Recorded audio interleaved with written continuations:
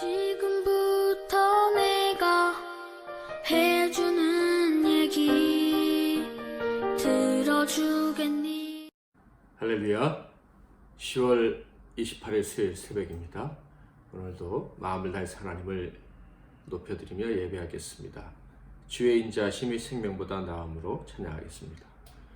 주의 인자하심이 생명보다 나음으로 내 입술은 주를 찬양. 주의 인자하심이 생명보다 나음으로 내 입술은 주 찬양.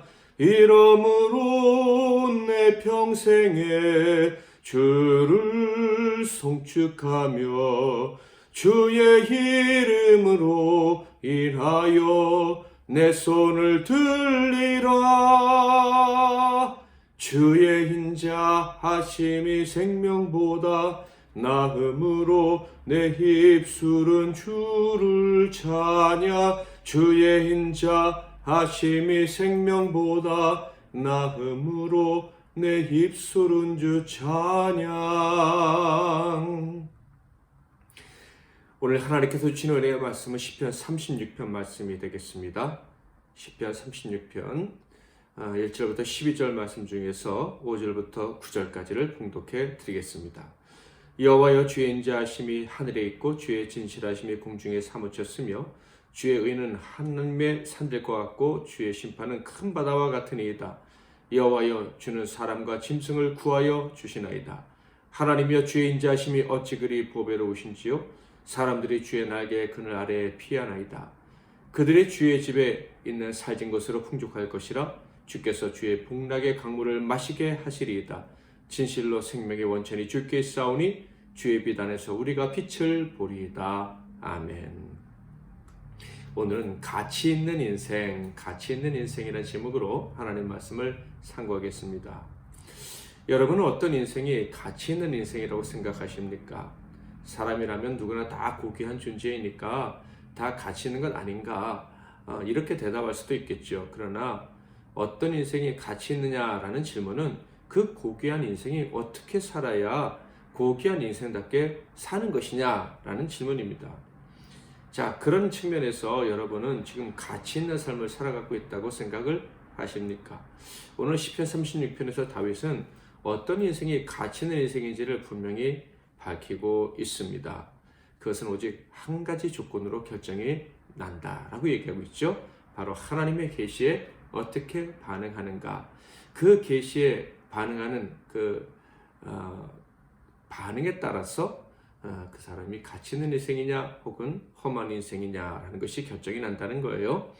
그렇다면 다윗이 자기의 인생을 가치 있게 여겼다 하는 것은 당연해 보입니다. 그러니까 이 시를 썼겠죠. 실제로 그는 자기 자신을 의인이라고 부르는 것을 주저하지 않았습니다. 자기 인생을 복되다 하는 것을 주저하지 않고 주장을 했습니다. 의인의 반대는 악인이겠죠. 악인이 어떻게 가치 있는 인생이라고 할 수가 있겠습니까? 다윗은 자기는 의인이고 그러므로 가치 있는 인생이다, 이렇게 이야기를 합니다. 다르게 표현하면 다윗이 가치 있는 인생이 되려면 반드시 의인이어야 된다라는 생각을 하고 있었다는 것이죠. 자, 그렇다면 도대체 누가 의인이냐, 어떤 사람이 의인의 기준에 충족된 사람이냐, 이게 중요하겠죠. 바로 그것은 하나님의 계시에 바로 반응하느냐 반응하지 않느냐, 이것을 결정된다는 것이 다윗의 믿음이었습니다. 자, 그렇다면 다윗이 반응했던 하나님의 계시는 어떤 것이었을까요? 5절에서 8절에 그 계시에 대한 이야기를 합니다. 자, 그 구절을 읽기 전에 계시가 먼저 잠깐 생각을 하고 넘어가도록 하죠. 계시란 말 그대로 보여주는 것입니다. 하나님의 계시라면 당연히 하나님께서 보여주시는 것인데 자기 자신에 대해서, 자신의 뜻에 대해서 보여주는 것, 이것을 하나님의 계시다라고 얘기합니다. 자, 그러니까 5절부터 8절은 하나님께서 다윗에게 보여주신 것입니다. 하나님께서 자기 자신을 다윗에게 보여주신 것을 다윗이 듣고 이야기를 하는 거예요. 자, 먼저 5절 읽어볼까요? 여호와여, 주의 인자하심이 하늘에 있고 주의 진실하심이 공중에 사무쳤으며.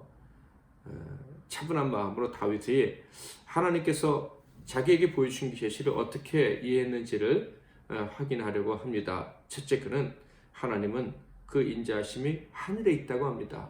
그러니까 하나님이 다윗에게 나는 인자한 사람이야, 인자한 존재야, 인자한 하나님이야, 그 인자하심이 하늘에 있어, 즉 끝이 없어, 이렇게 말씀을 하셨다는 거예요. 그는 그 말씀을 들었고 보았고 경험했습니다.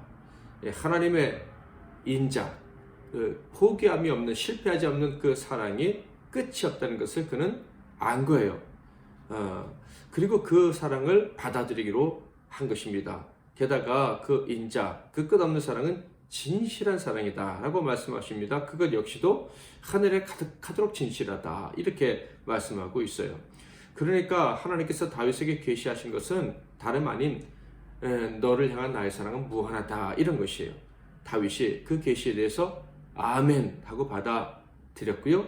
아멘 하며 받아줄 순간 바로 의인이 되었다라는 것을 깨닫게 됩니다.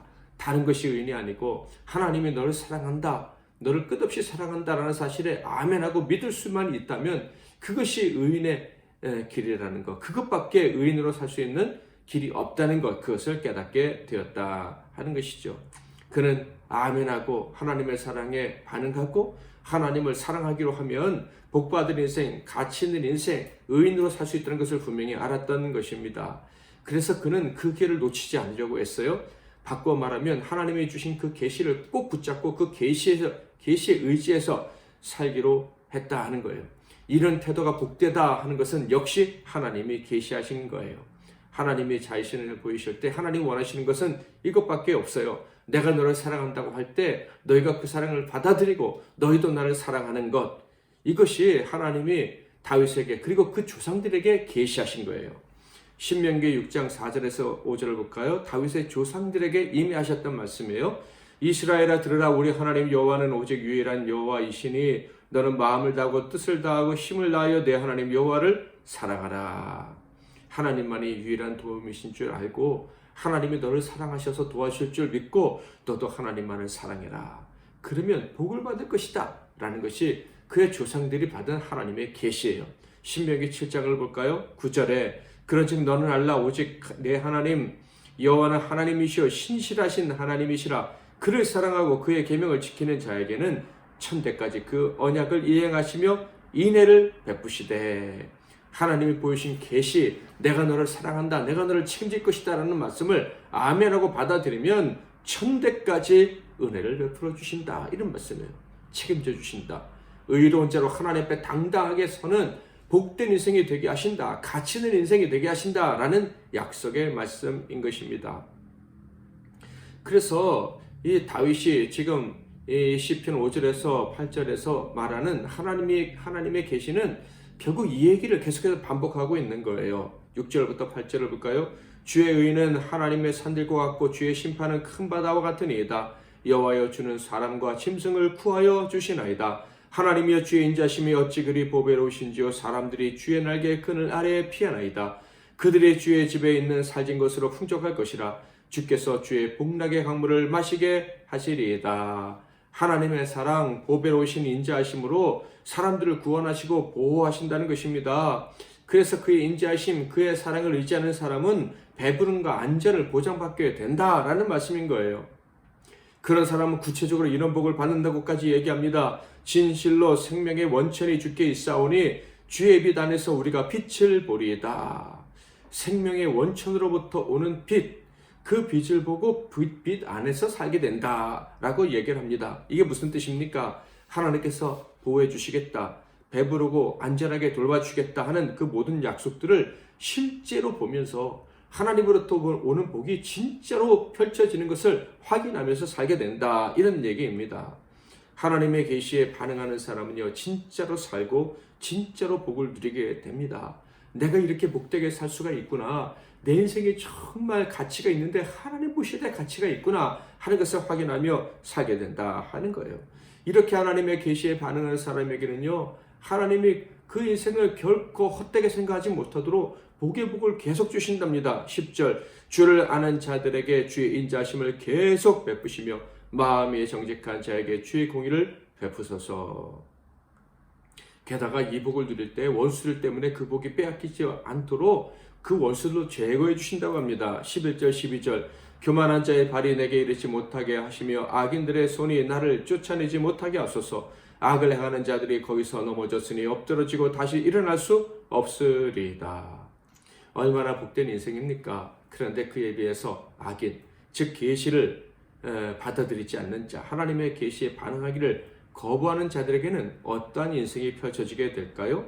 일단 다윗은 그들은 악인들이라고 합니다. 그리고 그 악인들은 하나님의 계시를 거부하는 분명한 이유가 있다고도 얘기를 합니다. 그 이유는 한마디로 교만이라고 얘기하죠.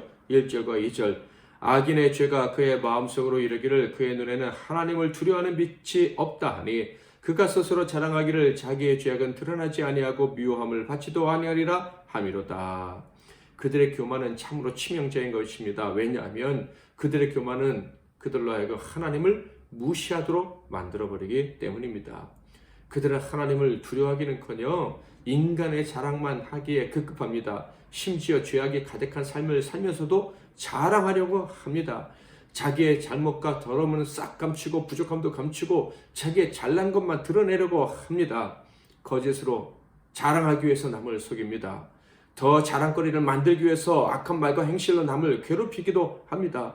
그러면서도 자랑하는 일은 결코 게을리하는 법이 없습니다. 때로는 그 자랑이 겉으로 드러나지 않는 때, 드러낼 수 없는 때라 할지라도 안에는 이 고집과 이기심으로 똘똘 뭉쳐 있는 것이 악인입니다. 그들은 교만에서 나오는 자기 사랑이 충만하기 때문에 하나님과 이웃을 사랑할 여유가 별로 없습니다. 이웃을 사랑한다고 포장할 때에도 결국 자기 사랑의 발로일 뿐이에요.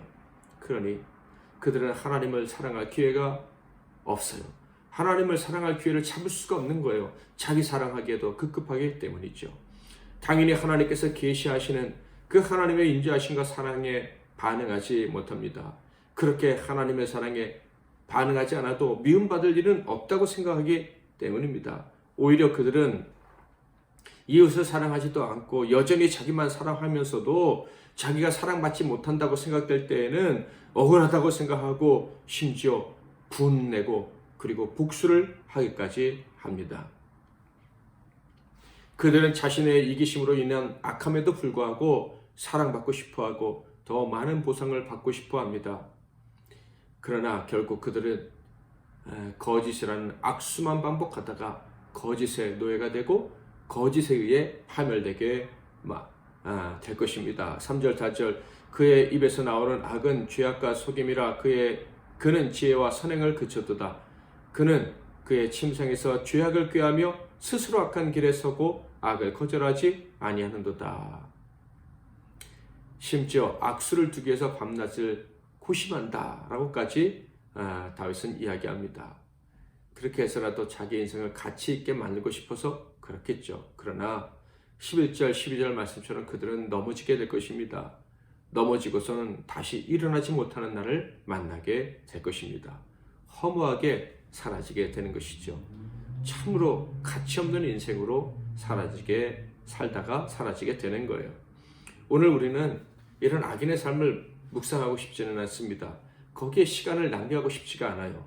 오직 의인의 삶에만 집중했으면 좋겠습니다. 악인의 삶은요, 묵상하지도 말고 부러워하지도 마시기를 바랍니다. 하나님의 계시에 반응하지 않는 삶은요, 아무리 풍요로워 보여도 허무하게 끝나는 것이에요. 오직 하나님께서 보여주신 무한하신 사랑과 진실, 공의에 반응할 때에만 우리는 가치를 인정받는 인생이 됩니다. 빛 가운데 걸어가는 인생, 빛을 보고 밝게 사는 인생이 되는 거예요. 그러므로 오늘 우리는 한같이 하나님의 계시, 그 하나님의 무한하신 사랑을 묵상할 수 있기를 바랍니다. 하나님은 여러분을 사랑하십니다. 그 사랑은요, 하늘에 가득한 거예요. 충만한 거예요. 무한한 것입니다. 우리가 미칠 수 없는 광대한 세계에 속해 있는 것이 하나님의 사랑인 거예요.